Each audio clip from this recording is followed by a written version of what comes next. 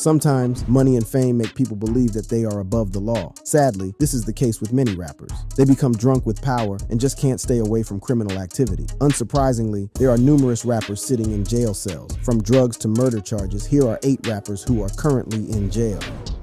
YNW Melly. Jamel Maurice Demons, alias YNW Melly, is currently being held at Broward County Jail in Florida for charges so bizarre that, if true, could make him one of the most evil rappers ever. After news of Melly's arrest broke out on the 12th of February 2019, the world was shocked at the charges that were attached to his name. And 2 men are in jail this morning, including an up-and-coming Florida rapper. Both men are charged in a double murder.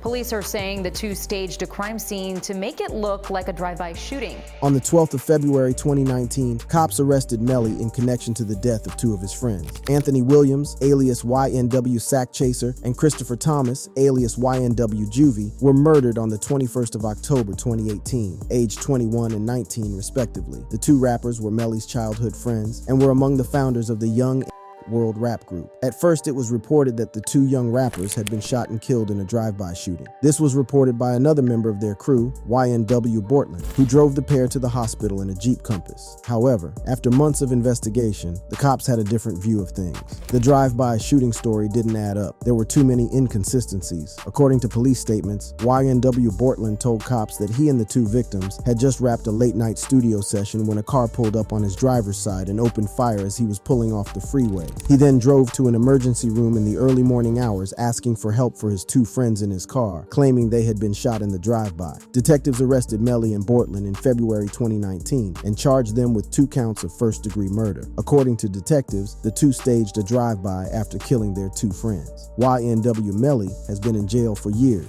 waiting for his case to start. With the case starting in June 2023, the evidence brought out against him by the prosecution may be damning if proven true. The state of Florida also announced that it would seek capital punishment against Melly, as prosecutors believe they can prove beyond a reasonable doubt that the rapper murdered his 2 friends. First, detectives found a shell casing inside the Jeep, along with 8 matching shell casings in a different location, where they think Melly and Bortland shot the car to make it look like a drive-by. Reports also showed that the initial shot was fired from inside the car on the left rear passenger side. CCTV footage that showed the group leaving the studio that night helped investigators determine that Melly had been sitting on the left rear passenger side of the car. According to the authorities, they could prove that Demon murdered his friends for financial gain. YNW Juvie's father revealed Melly's motive in the murders. While speaking to Law and Crime Network, Juvie's father revealed that his son had opened up to him about a deal that would see the 3 artists, Melly, Juvie, and Sack Chaser, share $500,000 among them. Melly and Sack Chaser would get $200,000 each, while Juvie would get $100,000. It's not reported, but Chris told me the same story. And also with a $500,000 play, and Melly was going to get $200,000, Sack was going to get $200,000, and Chris was going to get $100,000. The deal involved the 3 selling the YNW brand to make it global. Since the 3 were the founding members, they were all entitled to a piece of the pie. As the case continues, Melly is also fighting another murder charge after he was named as a suspect in the shooting death of Deputy Gary Chambliss a couple of weeks after being arrested for the double murder charge. Witnesses say that Melly and Bortland were standing with a group of men who chucked a bottle at a passing car. An occupant in the vehicle fired a weapon at the group, and one of the rappers allegedly returned fire. Standing 170 yards away, Chambliss was hit with a stray bullet and died. With the death sentence being a possibility, it will be interesting to see how events unfold for the young rapper. Young Thug. YSL is a well-known music label that has produced great hip-hop talents such as Lil Baby and Gunna. However, it turns out that it is also a well-known criminal street gang that has been involved in multiple crimes over the years. On May 9, 2022, Young Thug, Gunna, and 26 others were named gang members in a grand jury indictment. The 88-page grand jury indictment alleged 182 instances of the group participating in gang activity. Evidence brought forward by prosecutors includes lyrics and social media posts to prove gang affiliation and criminal activities. The indictment against YSL members had a list of 56 charges, which included murder, attempted murder, armed robbery, aggravated assault with a deadly weapon, theft, drug selling, carjacking, and witness intimidation. The indictment singled out Young Thug as a mob leader and accused him of numerous offenses, some of which he is not being prosecuted. The murder of Donovan Thomas Jr., a rival gang leader, in January 2015 has also been linked to Thug, who allegedly rented a car from Hertz that was used in the crime. After his initial arrest arrest on May 9th, police reportedly raided Young Thug's home in Buckhead and charged him with 7 new offenses. The prosecution has not been kind to Young Thug, as they do not want him out on bond. They maintain that the rapper is running the gang even from behind bars. According to the prosecution, the rapper was extremely dangerous, and giving him bail would jeopardize the case. This is the one that you see the shadow in the back of the room. He's the one directing traffic. He is the one they're all afraid of. He's the one that's King Slime. He's pulling the shots. The rapper has had to remain behind bars until the case is over. As his lawyers try to get him out on bond, numerous YSL members seem to be collaborating with authorities on the case. From what the prosecution gathers, Young Thug is feared by everyone and may not be kind to any YSL member who has taken a plea deal. A lot has been revealed about Thug's jail conditions, with many in the hip-hop community getting concerned. Everybody knows that jail is no walk in the park. After all, it is designed to punish criminals. If anything, hardship and poor living conditions are expected in a jail. However, this did not stop Young Thug and his lawyer from making public that the rapper's living conditions in jail were inhumane. In a statement to the press, the rapper's lawyer claimed that the rapper was being held in what he described as a windowless cement compartment. He added that the cell only had a bed, toilet, and overhead light that remained on the whole day, causing the rapper sleepless nights and depriving him of rest or meditation. According to the attorney, his client could not access any media, including the internet, shower, or even exercise. He equated the rapper's prison experience to solitary confinement. This, of course, caused public outrage, especially from the hip-hop and black communities. Civil rights organizations, such as the Southern Christian Leadership Conference, also got involved in the case. In an effort to fan the flames, the Cobb County Sheriff's Office invited WSB-TV to visit the jail and confirm that the allegations brought up by the rapper were false. According to the Cobb County Sheriff's Office, they wanted to show the public that they were not doing anything they did not want the public to see. The jail's officials did confirm that the rapper was being kept in isolation. However, they noted that it was for his safety, since he was a high-profile individual. Although the camera crew was not given access to the rapper's actual jail cell, they were shown a similar one. True to Young Thug's claims, the cell had very little space for one to exercise. Despite this, he was not treated any differently from other inmates, as they were subjected to the same rules. Well, this will be the rapper's home for the duration of his case, and judging by his lawyer's complaints, he is not enjoying his time in jail. Chef G. This morning, Chef G, the man widely considered to be the leader of Brooklyn's drill rap music scene, is in handcuffs along with more than 30 other alleged gang members. One thing sticks out when you hear the story of Michael Kyle Williams, alias Chef G, inexperience. The New York drill rapper was highly inexperienced to lead a criminal gang. In most criminal enterprises, the leaders are often tough and hardened criminals who know how to stay away from trouble with the cops. This was not the case for 20-year-old Chef G's reign as the leader of the 8 TayK Crips, as it was characterized by blunder after blunder. On May 16, 2022, the Brooklyn District Attorney Eric Gonzalez, New York City Mayor Eric Adams, and New York City Deputy Chief of Detectives Jason Savino announced the arrest of Chef G and fellow rapper Sleepy Hallow as part of a 32-person, 140-count gang indictment. The indictment alleged murder, attempted murder, gun possession, and other crimes. One of the most bizarre facts about Chef G's case was his ignorant use of cell phones when planning criminal activity. The young rapper must have thought that technology was his ally, but proved to be his greatest undoing. Chef G thought it was a brilliant idea to create a group chat, which included all the gang members and helped improve their communication and coordinate their activities. Well, in the end, it exposed all their criminal activities. If you think openly discussing crime in an insecure group chat was bizarre, wait till you hear the reason why Chef G and his associates were confident in their ignorance. According to investigators, the alleged associates used Pig Latin to discuss their crimes over the phone in an attempt to evade surveillance. Pig Latin is basically slang.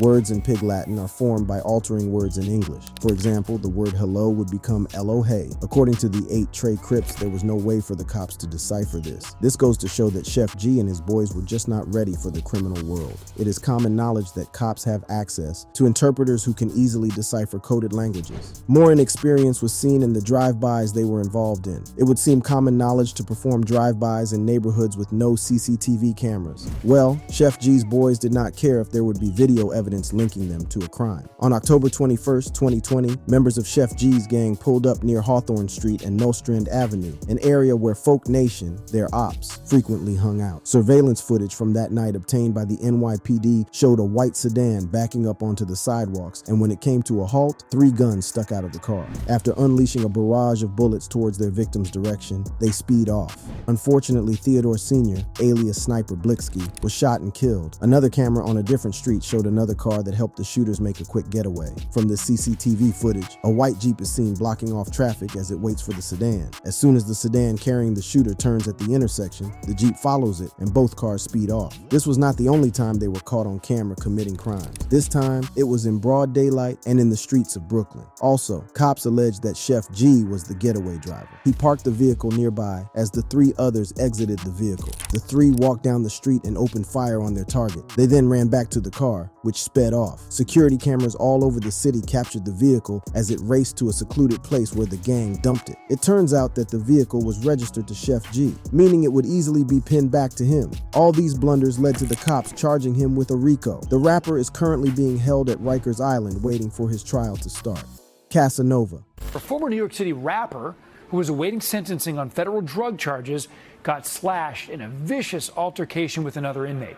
On June 15th, word got out of Essex County Correctional Facility in New York that Caswell Sr., alias Casanova, had been involved in a nasty altercation with a fellow inmate, leaving him with a nasty wound. Internal reports from correction officers said he was slashed with a blade-like weapon across his face by the said inmate. So how did the New York-based rapper find himself in this situation? On December 1st, 2020, the feds arrested 17 members of the untouchable Gorilla Stone Nation gang. A few hours earlier, prosecutors from the Southern District of New York Federal Court declared a warrant for the arrest of Casanova, who they alleged was a leader within the gang, and 17 of his gang members. The next day, the NYPD revealed that the Brooklyn-born star had surrendered himself to officers in Manhattan. The rapper was slapped with various charges, including firearm possession, conspiracy to distribute controlled substances, and racketeering conspiracy. The rapper was facing life in prison if convicted of the top charge against him, racketeering conspiracy. Even worse was that a member of the gang, Brandon Soto, was charged with the murder of a 15-year-old in Poughkeepsie, a charge that is even worse than a RICO. In a press conference, the prosecutor, Audrey Strauss, said, "Most shocking, as alleged in the indictment, a minor was murdered in furtherance of the gang's activities, which showed the gravity of the charge." It was also revealed that Casanova and his fellow gang members participated in defrauding COVID-19 economic assistance programs, leading to many people in the area suffering. As alleged in the indictment, members of Gorilla Stone committed terrible acts of violence and trafficked in narcotics. They even engaged in brazen fraud by exploiting benefits programs meant to provide assistance in response to the COVID-19 pandemic. Because of that, communities across the Southern District, from Poughkeepsie to Peekskill to New York City, suffered, said the prosecutor. Prosecutors also revealed that the group's alleged crimes were spread all over the Empire State. Well, since they are now behind bars, the feds had proved that the untouchable Gorilla Stone Nation was not really untouchable. In fact, they had been brought down after the feds wiretapped them and retrieved all the evidence they needed. Casanova pleaded not guilty to all his charges. In a statement from his defense attorney to the press, he denies any of the charges to the extent we can even understand them. Here's a man who surrendered in a case for which he's looking at life in prison, which is consistent with the act of an innocent man. However, the rapper later changed his tune. On May 11, 2022, Casanova followed the footsteps of 12 other gang members and pleaded guilty to racketeering and narcotics offenses. He admitted to participating in shooting a man at a party in Florida over a gambling dispute in July 2020, a robbery in NYC in August 2018, and conspiring to traffic over 100 kilograms of weed. Having spent more than 2 years behind bars waiting for his sentencing, he finally got to know his fate on June 27th. Although he was facing up to 60 years, he was sentenced to 188 months, which is more than 15 years behind bars. This is not Casanova's first time in prison, as he previously served nearly 8 years in prison in New York for robbery. His 2 years in jail awaiting sentencing were not easy, as was revealed in the incident on June 15th, where he was attacked by a fellow inmate. Internal reports from correction officers say that the rapper then chased the attacker alongside other inmates and retaliated by cutting the inmate's face several times. The attack came only a few days after it was reported that Casanova had asked a judge for leniency by renouncing his association with the untouchable Gorilla Stone Nation Bloods gang. In the letter sent to the judge, the rapper said that he will speak publicly about severing ties with the gang in the future. While this may have been an effort to secure a lighter sentence, 15 years from a possible 60 seems like a good deal for the rapper. Let's hope he can stay away from trouble while behind bars. Fetty Wap. He was arrested yesterday at Citi Field. It was during a music festival in the afternoon before he performed. On October 28, 2021, news spread like wildfire that hip-hop sensation Willie Jr. Maxwell II, alias Fetty Wap, had been arrested just before he performed at the Rolling Loud Festival. This was shocking news to hip-hop fans all over. Fetty Wap was a successful rapper. Having gained money and fame, no one thought that he would resort to dealing drugs. Fetty Wap was so successful that only 6 years earlier in 2015, he had matched Billboard marks previously hit by hip-hop legends Eminem and Lil Wayne. His debut studio album, Fetty Wap, was released in 2015 and debuted at #1 on the US Billboard 200 with 129,000 equivalent album units with over 75,000 pure album sales. Fetty Wap became the first male rapper in 4 years to have concurrent singles reach the top 10 of the same chart since Lil Wayne did so in 2011. He also became the first male rapper with 3 songs occupying the top 20 spots on the Billboard Hot 100 chart since Eminem did so in 2013. With his 4th single Again, Fetty Wap became the first act in the Hot Rap Songs chart's 26-year history to chart his first 4 entries in the top 10 simultaneously. Great were his achievements. So it came as a big surprise when it was announced that he had been arrested. The indictment alleged that the rapper and 5 others distributed more than 100 kilograms of cocaine, heroin, fentanyl, and crack cocaine. According to the prosecution, they moved the drugs from the West Coast to Suffolk County via the U.S. Postal Service and in vehicles with hidden compartments. Specifically, the rapper was referred to as a kilogram-level redistributor for the trafficking organization. According to the prosecution, the rapper and his accomplices ran a multi-million-dollar bi-coastal drug distribution organization.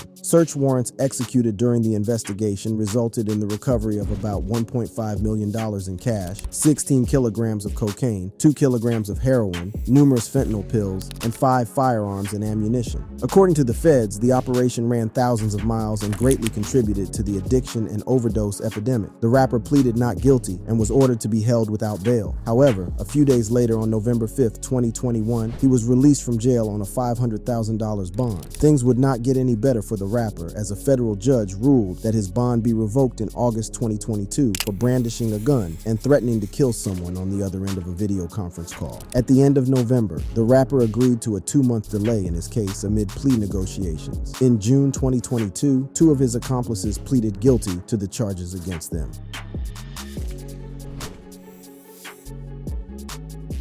The rapper pleaded guilty to 1 count of conspiracy to possess and distribute 500 grams or more of cocaine. However, his attorney made it clear that he was not cooperating with the authorities and that he had taken a standard plea deal. He is not cooperating. I want that to be very, very clear. This is a standard plea. On May 24th, 2023, Fetty was sentenced to 6 years in prison as the prosecution protested this decision. According to the prosecutors, young people who admired the rapper and were considering selling drugs needed to be sent a strong message through Fetty Wap getting a longer sentence. Well, let's just hope that the rapper gets back to making music and away from drugs once he has served his time.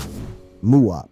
Chicago rapper who was gunned down here on one of Chicago's ritziest streets. They say 2 other people were also shot when 4 gunmen, witnesses say, jumped out of cars and fired from just a few feet away.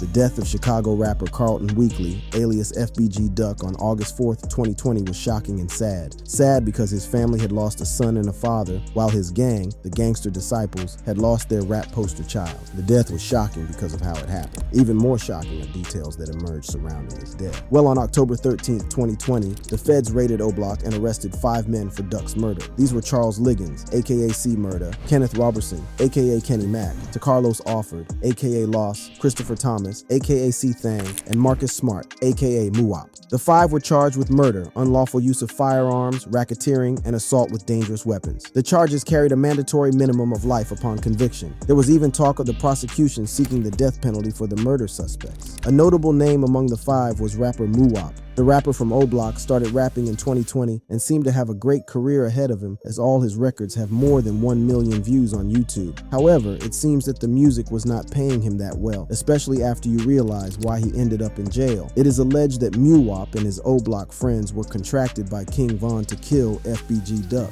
Von and Duck had been beefing for a while, with the 2 going back and forth at each other in their music. However, it seemed that Duck may have crossed the line after he insulted Von's deceased best friend T-Roy, as well as other legends from O-Block. In July 2020, 1 month before he was gunned down, Duck dropped Dead, where he dissed T-Roy and O-Block legend O.D. Perry. In the track, Duck raps, made Chicago legend.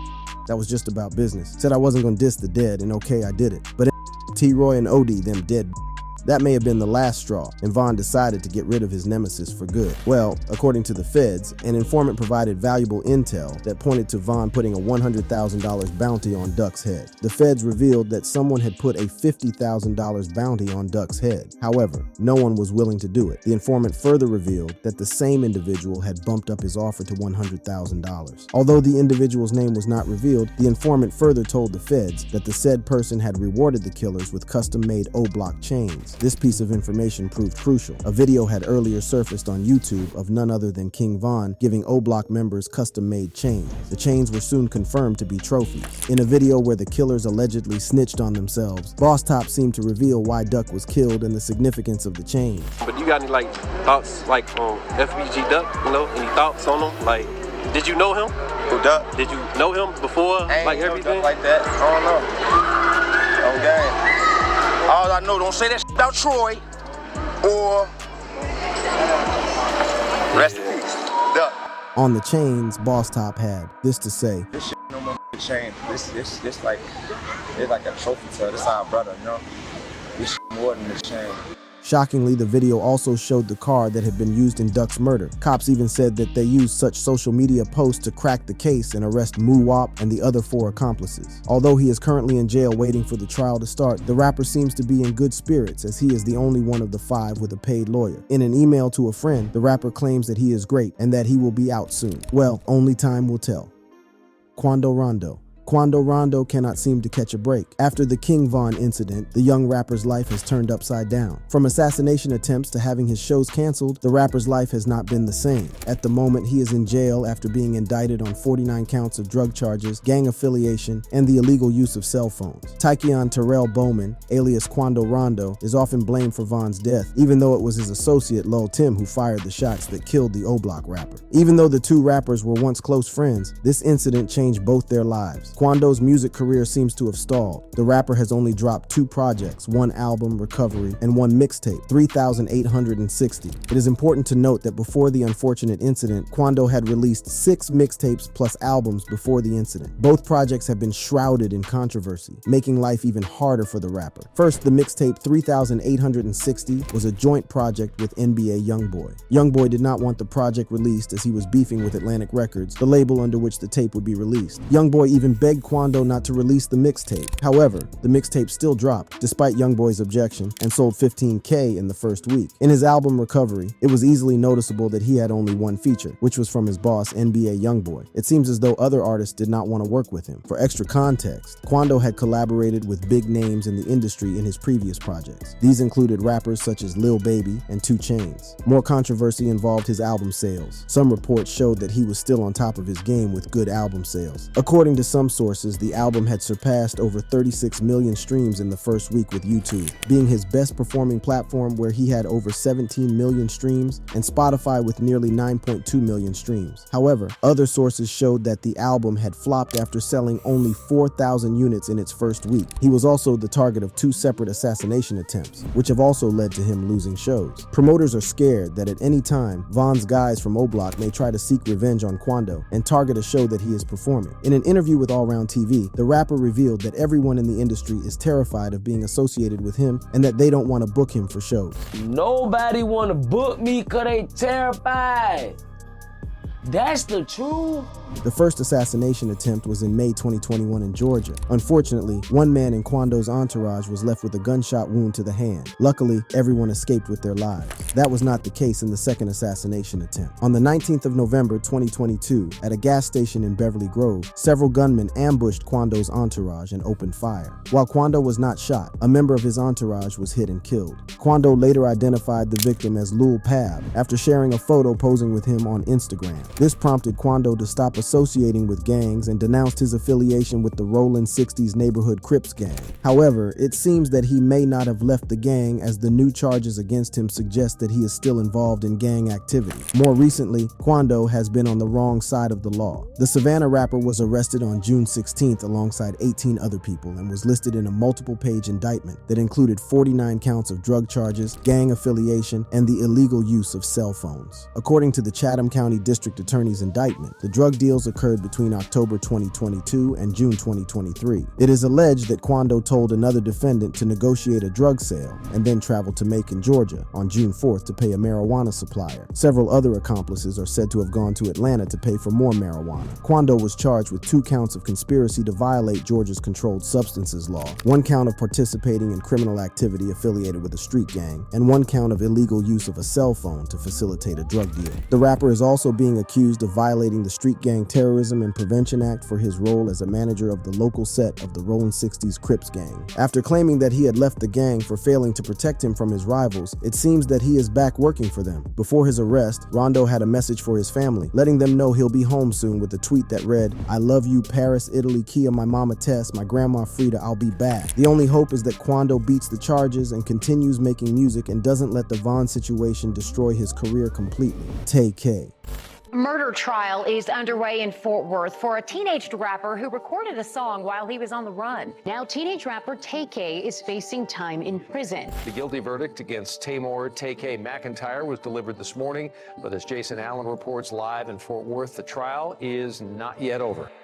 At only 16 years of age, Taymor Trayvon McIntyre, alias TayK, felt as if he was the main character in GTA. In July 2016, the young rapper was arrested alongside 6 others on capital murder charges related to a home invasion that ended the life of a drug dealer in Mansfield, Texas. What followed next was a roller coaster of events that can only be found in a Hollywood script. On July 26, 2016, the rapper and a few of his friends conspired to rob 17-year-old Zachary Belote. The robbery did not go as planned, as Belote's friend, Ethan Walker, was shot and killed as the robbers attempted to flee the crime scene. TayK admitted his role in the botched robbery in a 2.5-hour interrogation. At first, the rapper denied any involvement in the home invasion. He later acknowledged that he went to the Mansfield house but did not go inside. Eventually, he admitted that he had entered the home and looked for drugs under a couch, but left the house after not finding any. Since TayK was a minor, he was placed under house arrest while awaiting certification hearing. Everything was going smoothly until the rapper had a brilliant idea just a few days before the hearing. He decided to cut off his ankle monitor and make a run for it. That would not be his last brilliant idea. The young rapper decided that he would share his life on the run with the world and decided to document it. Yep, he documented everything on his social media.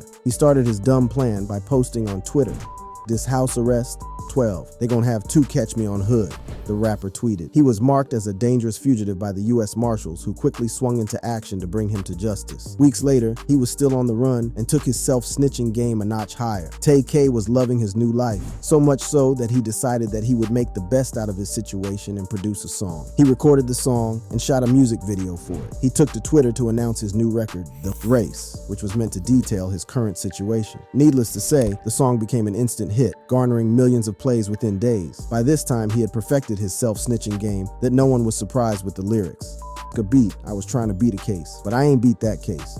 I did the race," he rapped. Unfortunately for the rapper, his adventure would soon come to an end as he was caught by the U.S. Marshals in New Jersey after they got numerous tips. The rapper was arrested on June 30th, 2017, the same day he dropped his viral song. He was taken back to Texas to face his case and was eventually sentenced to 55 years in prison and ordered to pay $21,000 in fines for the deadly home invasion, 30 years for aggravated robbery, and 2 additional 13-year sentences for 2 other aggravated robbery charges. By the time he's out of jail, TayK will most likely be a changed man. If you enjoyed this video, click on the boxes playing on your screen to watch similar content.